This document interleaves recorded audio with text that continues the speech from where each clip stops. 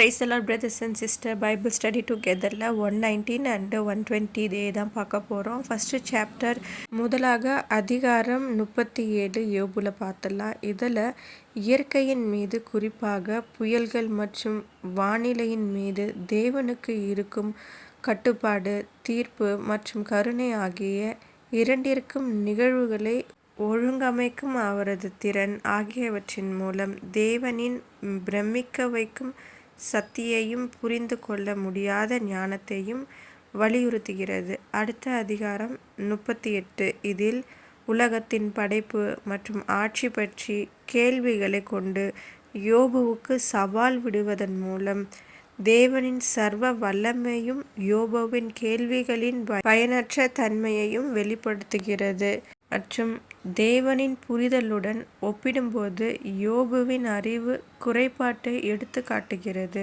அடுத்த அதிகாரம் 39 இது மலை, ஆடுகள், காட்டு கழுதைகள், காட்டு எருதுகள், தீக்கோழிகள், போர்க்குதிரை மற்றும் பருதுகள் உள்ளிட்ட பல்வேறு காட்டு விலங்குகளின் தன்மை பற்றிய கேள்விகள் மூலம் தேவனின் ஞானத்தையும் இறையாண்மையையும் ஆராய்கிறது. அவருடைய படைப்பு மற்றும் ஏற்பாட்டை வலியுறுத்துகிறது.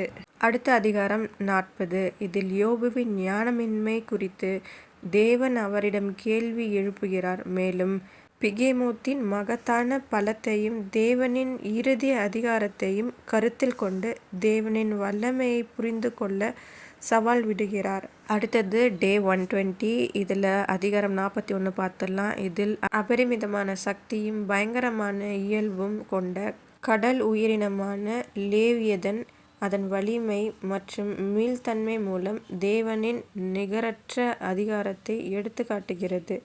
அடுத்த அதிகாரம் 42 இதில் தேவனின் சர்வ வல்லமையை யோபு தாழ்மையுடன் ஒப்புக்கொள்வது, முன்பு கேள்வி கேட்டதற்காக மனம் திரும்புவது, இறுதியில் செழிப்பு மற்றும் ஆசீர்வாதத்திற்கு திரும்புவது, அதை பற்றி தான்.